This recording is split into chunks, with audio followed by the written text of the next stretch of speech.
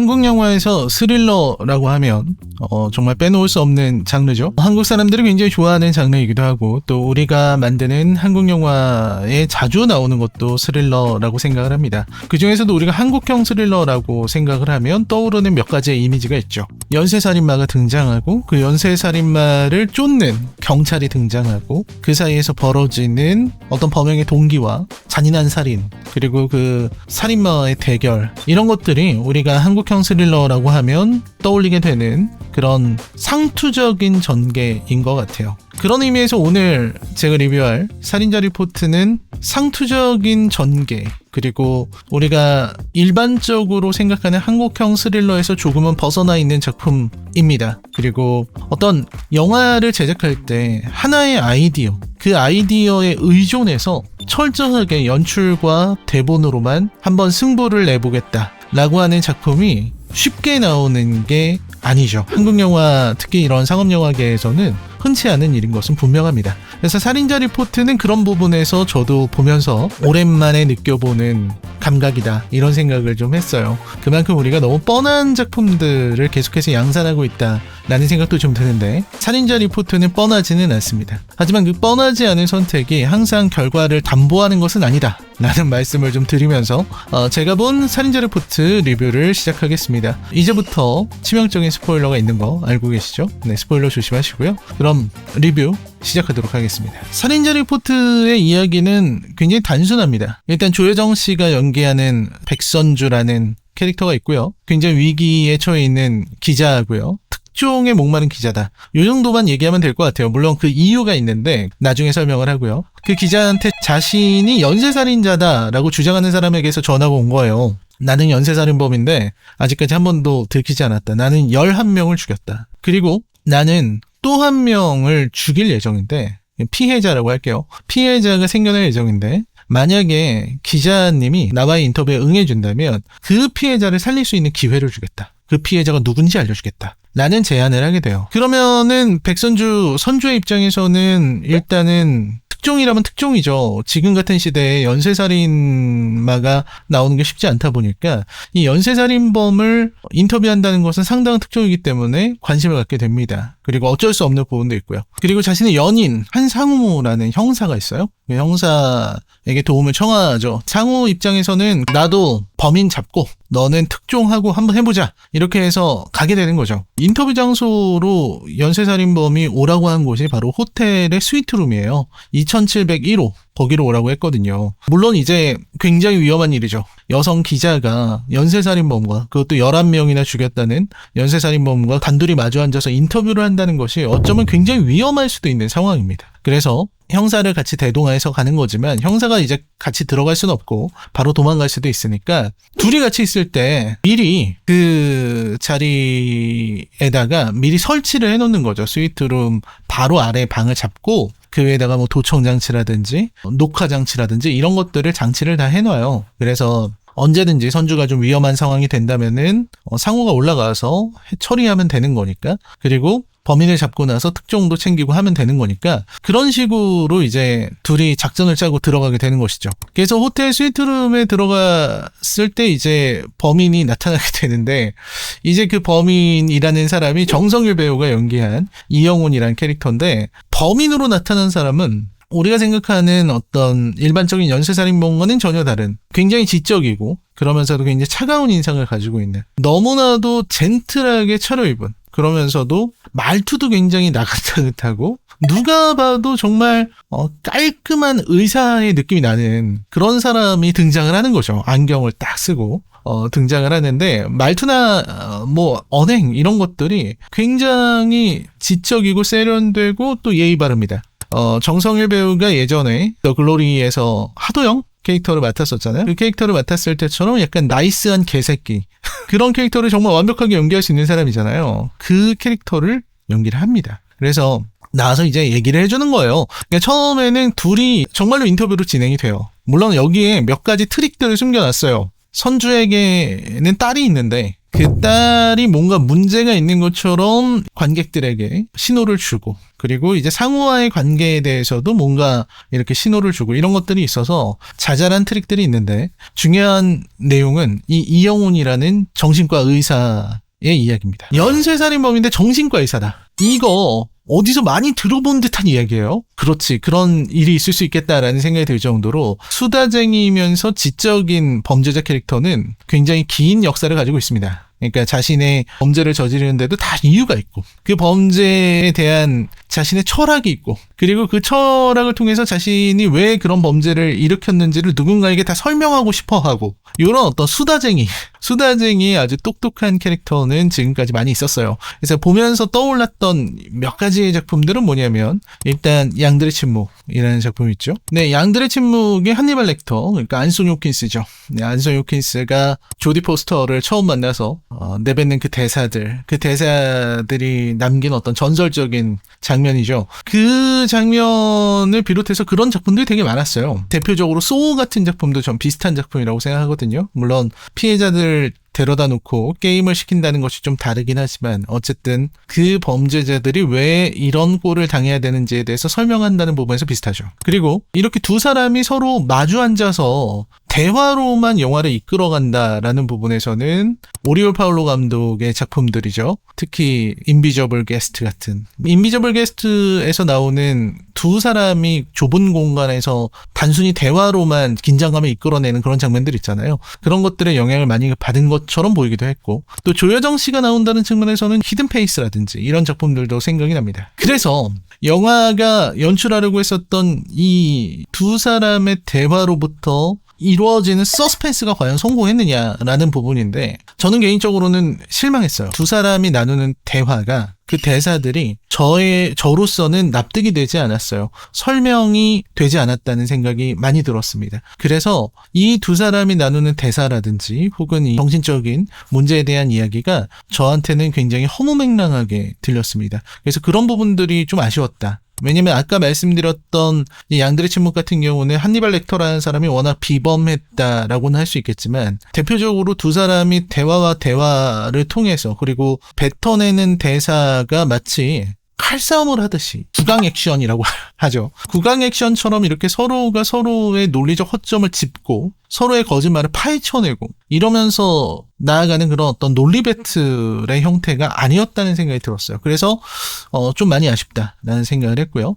두 번째로는 결국 이영훈이라는 캐릭터가 가지고 있는 어떤 감정이나 이 사람의 어떤 설정이 좀 과했다라는 생각이 들었어요. 일단 얘기를 좀 해보자고요. 결국 이거는 사적 제재에 대한 이야기입니다. 그러니까 이영훈 캐릭터는 자기 아내에 대한 복수, 그리고 처음에 찾아왔던 환자라고 하겠습니다. 이 환자의 치료를 위해서 연쇄살인을 했다라고 하는 그런 부분들, 요거를 좀 생각을 해보면 이영훈이 주장하는 것은 이런 것이에요. 첫 번째로는 충분히 죄를 저지른 사람인데 제대로 처벌받지 못한 사람, 혹은 처벌할 수 없는 사람, 이런 사람들이 있을 수 있잖아요. 예시를 들자면 학교에서 왕따를 당했다, 괴롭힘을 당했다, 학폭을 당했다는 거죠. 학폭을 당했는데 그 학폭의 주동자가 있어요. 근데 그 주동자를 신고를 했는데 그 주동자가 제대로 처벌받지 않거나 가볍게 제재를 받는 데서 끝난다거나 라고 한다면, 이 피해자가 겪게 되는 엄청난 그 마음의 고통이나 상처, 이런 것들이 있을 텐데 이거는 회복되지 못한 채로 지나가는 것이 아니냐. 그런 의미에서 어떤 식의 치료를 하는 거냐면,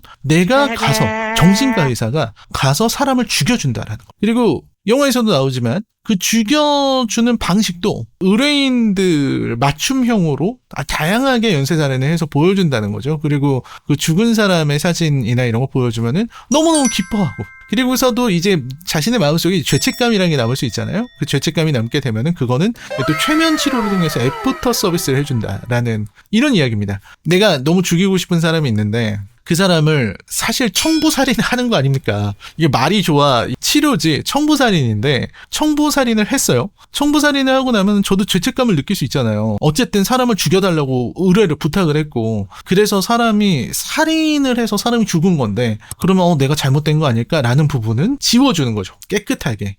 양심의 가책을 깨끗하게 지워준다라는 부분에서 저는 몇 가지 생각을 했어요. 일단은 첫 번째로 이영훈은 사이코패스다. 라는 생각을 했습니다. 그러니까 이영훈이 사이코패스가 아니면 이 이야기는 성립이 될 수가 없다. 그러니까 미치광이 연쇄살인마라고 전 생각을 했어요. 이거는 절대로 뭐 당연하겠지만 전혀 정신과적인 얘기가 아니기 때문에 정신과 의사들이 그런 일을 할 리가 없잖아요. 그리고 어떤 인간의 심리라고 하는 측면에 있어서도 과연 이런 복수가 사람의 마음을 편안하게 만들어주는가? 정말로 이게 사이다가 내려간 것처럼 느끼게 해줄 것인가라는 부분에 대한 의문이 있어요. 저는 의문이 많이 들고, 그리고 이제 최면치료로 어떤 양심의 가치가 없애버릴 수 있다고 하는 부분은 제가 생각할 때는 너무 편리한 설정이지 않았나 라는 생각을 합니다. 사실 살인으로 인한 죄책감 혹은 범죄로 인한 죄책감 이런 것들은 그렇게 쉽게 날려버릴 수 있는 성질의 것이 아니라고 생각하거든요. 물론 영화의 설정으로는 당연히 그게 날아가는 것이지만 제가 그걸 모르겠다는 게 아니라 그런 죄책감이라고 하는 아주 중요한 인간의 감정을 그리고 굉장히 깊게 탐구할 수 있는 문제를 너무 쉽게 해결해버린 부분, 이 부분에 대해서는 저는 좀 비판적으로 바라볼 수밖에 없었다 라는 생각을 해봤습니다. 이 인간의 감정, 도덕, 윤리, 그리고 어떤 양심의 가책 이런 것들은 상당히 강력한 것이어서 이거를 해결하는 데는 조금 더 고민이 필요하지 않았을까라는 생각을 했어요. 양심의 가책을 받지 않고 범죄를 저지르는 사람들, 그 사람들에게는 어떤 나의 양심이 작동하는 것보다 더 큰 무언가가 작동하고 있어야 된다고 생각하거든요. 말하자면 초자와 같은 그런 것들이 있어야 된다고 생각하고 그게 가능해지는 것이 저는 뭐 종교이거나 혹은 이념, 그릇된 신념이라고 생각하는데 이 작품에서 이영훈은 그릇된 신념을 갖게 된 것은 분명해 보여요. 그래서 이영훈이 하는 행동 자체는 저는 그렇게 잘못됐다거나 혹은 이영훈의 행동 전체가 이건 말도 안 돼, 개연성이 부족해 라고 생각하진 않아요. 다만 이제 이 최면술이 이 작품의 가장 안 좋은 부분이지 않았나. 이 작품 전체의 완성도를 떨어뜨리는 게 저는 최면이라고 생각을 했어요. 최면이 안 돼야 됐다. 그래서 이영훈이란 캐릭터가 사람들을 대신해서 연쇄살인을 해주지만 그 연쇄살인으로 정신적인 문제가 해결이 되는 것이 아니라 더 큰 정신병이 생겨나는 사람들을 표현했어야 됐다라는 게 제가 생각하는 흐름입니다. 그래서 그런 부분에서는 조금 아쉬웠다. 그리고 이제 뒤로 가면서 제가 계속해서 말씀드리는 거지만 이 최면이 좀 과해요. 최면의 연출이. 그러니까 사실 이 중반 이후부터는 이영훈이라고 하는 정신과 의사는 그냥 정신과 의사가 아니라 거의 전지전능한 존재가 돼요. 모든 사람의 마음을 다 꿰뚫어보고 모든 일을 다 알고 있고 모든 사건의 전말을 알고 있으면서 그러면서 최면술까지 사용할 수 있어요. 최면술을 사용해서 사람을 아예 정신을 잃게 만드는데 그거는 거의 초능력에 가깝거든요. 마블 슈퍼히어로 같은 그런 능력이었다라는 생각이 듭니다. 사실 마블에서 이런 정신지배 같은 거 하려고 할 때 스칼렛 위치조차도 좀 가까이 가서 이 머리 쪽에다가 이렇게 손가락을 이렇게 대서 최면을 걸거나 정신지배를 하는데 여기서는 동정 같은 거 하나 보여주면은 바로 최면에 걸려버리는 이런 부분에서 좀 과했다. 최면 거는 거는 진짜 좀 심했다라는 생각을 많이 했습니다. 그리고 중반부터는 굉장히 지루해졌다라는 말씀을 드릴 수 있을 것 같아요. 중반 이후에 거의 모든 진행이 굉장히 지루했고 저는 특히 이 작품에 나오는 캐릭터들의 감정이라든지 캐릭터들의 상황이 그리고 반응이 굉장히 과장되어 있어서 그런 것들을 받아들이기가 좀 쉽지 않았다고 생각합니다. 너무 과장돼 있어서 저는 좀 헛웃음이 나오는 장면들이 많이 있더라고요. 최면 부분도 좀 과했지만 저는 선주가 영혼을 만나러 오는 이 장면 그 모든 부분에서 납득이 되지 않았어요. 특히 이제 훈련도 받지 않고 사람을 해본 적도 없고 해하려는 생각도 해본 적이 없는 여성에게 아무리 기자라지만 여성에게 무기를 하나 쥐어주고 위험하면 이걸로 녀석을 찔러라고 준다고 해서 이게 찌를 수 있을 리가 없다고 생각을 했거든요. 그런 무기를 주고 올려보내는 것 자체가 저는 너무 과하다는 생각을 하는 거죠. 아무리 도청 장치가 있고 서로 연락을 할 수 있고 밑에 있는 사람을 믿었다고 할지라도 무기를 주는 것 자체가 저는 좀 과했다. 호신용 무기가. 차라리 호신용 스프레이 같은 거였으면 뿌리고 도망가면 되니까. 근데 이거를 찌른다는 거는 정말 쉽지 않은 일이거든요. 그리고 스프레이 같은 거는 원거리 공격 무기잖아요. 그래서 근거리에서 상대의 몸 어딘가를 찍어야 되는 그런 무기를 준다는 것 자체가 저는 전혀 납득할 수가 없는 일이었다라는 생각이 들었고 물론 최면에 걸린 상태였겠지만 그걸 휘둘렀는데 그걸 딱 막아내는 이 정신과 의사의 엄청난 운동 능력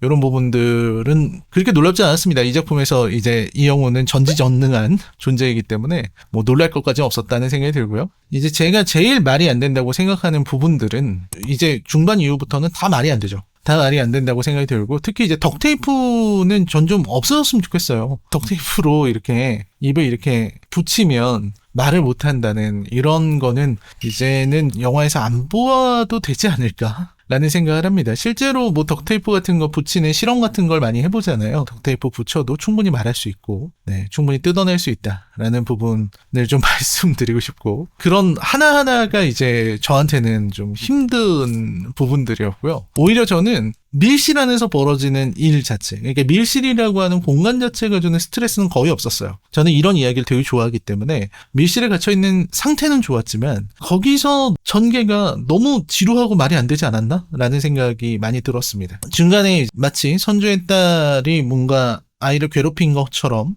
느끼게 만드는 이런 트릭들, 이런 것들은 뭐 다 좋았다고 볼 수 있겠지만, 결국 이 영혼이 하려고 하는 이 치료 자체에 공감할 수 없기 때문에 뒤의 내용도 다 공감할 수가 없게 돼버리는 것 같아요. 그러니까 결국 이 살인자 리포트의 가장 중요한 반전은 한상우가 나쁜 놈이었다라는 반전이거든요. 처음에 함께 했던 동료가 사실은 나쁜 놈이었다. 그래서 위아래 방을 나눠놓고 진실을 이영훈이 밝히는 거죠. 정신과 의사는 모든 걸 다 알고 있기 때문에 이런 걸 다 밝힐 수가 있습니다. 여기서 나오는 흐름도 전 되게 이상했어요. 그래요. 선주가 건드려선 안 될 큰 회사를 건드렸고, 그리고 영훈이 거기에 이제 연루됐고, 그리고 영훈이 허니트랩에 당하게 되죠. 이 허니트랩에 당하는 부분부터 전개가 저는 굉장히 자기적이라는 생각을 했습니다. 그러니까 여성을 만나고 거기서 이제 하룻밤을 보냈는데 일어나 보니까 마약을 한 것으로 보이는, 너무나도 예쁘게 이렇게 잘 정리되어 있는 마약들이 있고, 그리고 그 조직에서 나와서 이렇게 사진을 찍고,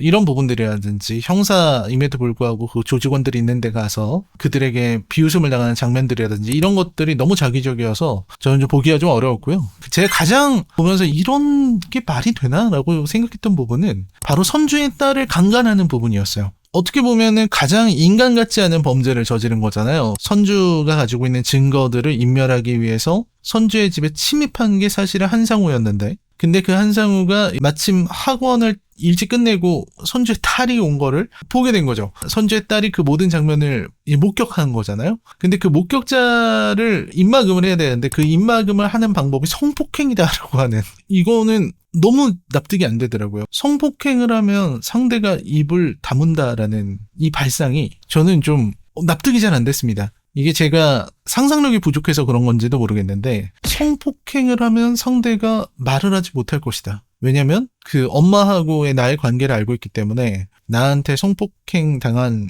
여고생은 아무 말도 못하고 내 눈치만 볼 것이다 라는 그런 과감한 생각을 할 수 있단 말인가? 그럼 그 상태로 계속해서 지냈단 말인가? 이게 좀 저는 납득되지 않았습니다. 일단 첫 번째, 아무리 선주가 늦게 들어온다는 걸 알고 있었다고 하더라도 그 상황에서 성폭행을 한다는 것 자체가 전 좀 약간 납득이 안 돼요. 이게 잘 상상이 잘 안 되고요. 그리고 두 번째로, 그런 상황에서 가능한가? 그게 된단 말인가? 그게 된다는 것 자체가 이미 한상우는 어떻게 보면 제가 볼 때 정상적인 인간이 아닐 것 같거든요. 사람이라는 게, 제가 너무 따지는 건지 모르겠습니다만, 사람이라는 게 남자라는 게 좋아하겠어 라고 하면은 이렇게 막 잘 되는 것도 아니고, 그런 어떤 긴박한 상황에서 성폭행이 가능하다는 것도 저는 좀 이해가 안 됐고요. 그리고 그 성폭행을 당하면서 이 딸아이가 아무런 반항도 하지 않았던 것인가? 라는 생각도 좀 들고요. 분명히 반항을 했었더라면 여기저기 상처가 있었을 텐데, 그런 생각도 들고요. 그리고 그런 성폭행을 당하고 나서 엄마한테 얘기도 안 하고 누구한테도 얘기하지 않고 그냥 조용히 넘어간다는 것이 말이 되는가? 그 후로도 한상우와 얼굴을 보는 일이 분명히 있었을 텐데 어떻게 보냈단 말인가? 라는 여러 가지 생각. 그리고 한상우는 자신의 모든 잘못을 알고 있는 애가, 게다가 자기가 걔를 성폭행까지 했어. 그런 애가 멀쩡히 있는데 완전히 시한폭탄 아니에요. 시한폭탄을 옆에 놓고서 잘 지내왔단 말인가? 라는 생각이 드는 거죠. 앞으로도 잘 지낼 생각이었단 말인가? 이게 납득이 안 되잖아요. 이게 말이 안 되는 이야기이기 때문에 저는 좀 너무 당황스러웠습니다. 그 부분이. 그럴 수도 있나요? 아니, 불가능하지 않을까? 라는 생각을 저는 많이 했기 때문에 그 부분은 진짜 납득할 수 없었어요. 물론 이제 한상우를 인간 쓰레기로 만드는 데는 성공했어요. 그건 정말 쓰레기 같은 놈이죠. 하지만 너무 과했다. 그런 모든 부분들이 너무 과했기 때문에 저는 납득하기 어려웠습니다. 그리고 밑에 내려가서도 여전히 강력한 정신과 의사의 면모를 보이는 부분이라든지 하는 것들이죠. 결국은 조여정 씨, 그러니까 선주는 정신과 의사의 치료를 받는, 최면 치료까지는 받지 않았지만 어쨌든 치료를 받는 상황이라고 봐야 되겠죠. 그 전체가 하나의 치료의 과정이었다라고 생각을 한다면 결국 영호는 정신과 의사로서 해야 하는 일을 한 것입니다. 알고 보면은 선주와 선주의 딸을 위해서, 그러니까 자기가 죽이려고 했던 인물이 사실은 한상우였다는 것을 알려주게 되고 한상우를 잘 죽였기 때문에 이렇게 치료는 잘 된 거다. 정신과 의사라면 응당 치료를 위해서 사람 몇 명쯤은 죽여봐야 되는 게 정신과라는 것이겠죠. 그래서 저는 좀 이 작품을 보면서 대체적으로 좀 당혹스럽다는 생각이 많이 들었던 것 같아요. 물론 이제 중반까지의 흐름이 재밌었고 저처럼 이런 디테일한 부분들을 따지지 않고 그렇구나 하고 본다면 잘 볼 수 있겠지만 너무나도 구멍이 많았던 작품이지 않았을까라는 생각을 했어요. 그래서 전 좀 의아했어요. 제가 상당히 평소에 신뢰할 수 있다고 생각하시는 분들도 이 작품을 되게 좋게 보셨더라고요. 그래서 이유가 뭘까? 사실 이 작품은 어떻게 보면 예전에 나왔던 현빈, 손예진 주연의 협상과도 같은, 협상보다도 못한 작품이라는 생각이 전 많이 들었는데 이 작품을 왜 다들 그렇게 좋게 평가를 하는 걸까 생각을 해봤는데 그게 저는 정성일이라는 배우의 힘이 아닐까라는 생각을 했어요. 그러니까 정성일 배우가 워낙 캐릭터를 찰떡같이 연기를 했기 때문에 거기에서 나오는 설득력이 존재했던 것이 아닐까? 이런 생각이 들었고, 그리고 두 번째로는 이제 조여정 배우는 믿고 보는 배우가 됐죠. 최근 나온 작품들에서 조여정의 모습을 보면 좀비딸에서의 조여정, 그리고 히든페이스에서의 조여정, 그리고 여기 살인자 리포트에서의 조여정을 보면 이제 이분이 보여줄 수 있는 연기의 스펙트럼이 굉장히 넓다. 어디까지 넓어질 수 있을까라는 생각이 드는 배우인 것은 분명해요. 그래서 두 배우가 보여주는 힘이 아니었다면, 그런 어떤 합이 아니었다면 이 작품은 훨씬 더 유치해지지 않았을까? 정신과 의사 이영훈이라는 그런 만화적인 캐릭터를 설득력 있게 보여줄 수 있었던 점들, 그리고 사실상 말이 안 되는 상황인데도 그 상황을 말이 되게 보이게끔 열연을 펼쳤던 조여정이 아니었다면 이 작품은 이렇게 좋은 평가를 받지 못했을 것이다 라는 생각을 저는 개인적으로 많이 했습니다. 누구나 나는 저 인간을 죽이고 싶다 이런 생각을 하는 경우가 있을 수 있죠. 그러니까 그게 정말 꼭 죽여야지 나는 꼭 죽여서 인생을 편하게 살아야지 라는 정도의 생각은 아니겠지만 나한테 데스노트가 있다면 걔 이름부터 먼저 쓸 거야 라고 생각하시는 분들도 있잖아요. 많은 분들이 그런 생각하고 살잖아요. 우리가 살다 보면은 그런 원한을 품게 되는 사람들을 만나게 돼요. 그리고 생각하게 되고, 그런데 그때 나에게 힘이 있어서 데스노트 같은 초능력이나 이런 게 있어서 그 사람을 정말로 죽인다면 나는 그러면 속 후련하게 살 수 있는 걸까? 라는 생각을 굉장히 깊게 해봅니다. 그리고 저는 그러지 못할 것 같아요. 정말로 죽어 마땅한 그런 천인공노할 악당이 아니고서야 내가 만약에 그를 복수해서 죽이게 된다면 그로 인한 내가 겪어야 되는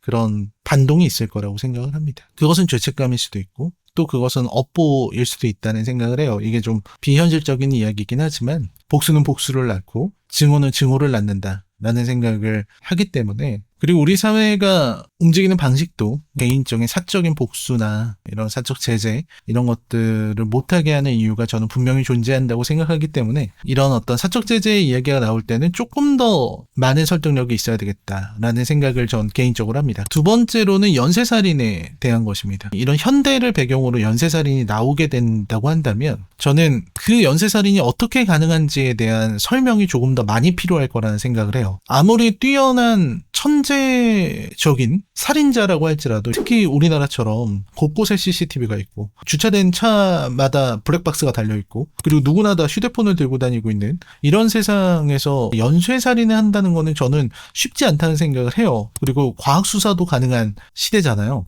그게 가능하려면 어떤 설명을 해줘야 된다. 이러한 현대사회임에도 불구하고 어째서 연쇄살인이 가능한가, 이 부분에 대한 설명을 충분하게 하지 않으면 저는 그 이야기에 잘 설득되지 않을 것 같아요. 그래서 그런 부분의 노력도 필요하지 않을까? 저런 식이라면 설령 이런 현대 한국에서도 연쇄살인이 일어날 수 있겠구나 라는 것을 충분히 설명할 수 있어야 된다 라는 생각을 많이 하게 됩니다. 네, 살인자 리포트 리뷰였습니다. 살인자 리포트에 대한 제 평점은 10점 만점에 4점 정도라고 생각하고요. 저도 보면서 좀 더 재밌게 좀 몰입하면서 봤으면 더 좋았을 텐데 그러지 못했던 게 아쉬운 영화라고 하겠습니다. 하지만 오랜만에 이런 밀실에서 대화만으로 이야기를 끌어가는 이런 작품을 굉장히 오랜만에 봐서요. 저는 그런 부분에서는 긍정적이었다라는 말씀을 드릴 수 있을 것 같습니다. 그리고 제 책 그 인생영화 20을 지금 교보문고, 알라딘 등에서 아주 잘 판매되고 있습니다. 혹시 관심 있는 분들이라면 한 권 구매해 주시면 감사하겠습니다. 여러분, 저는 다음 영상으로 찾아뵙겠습니다. 안녕히 계십시오.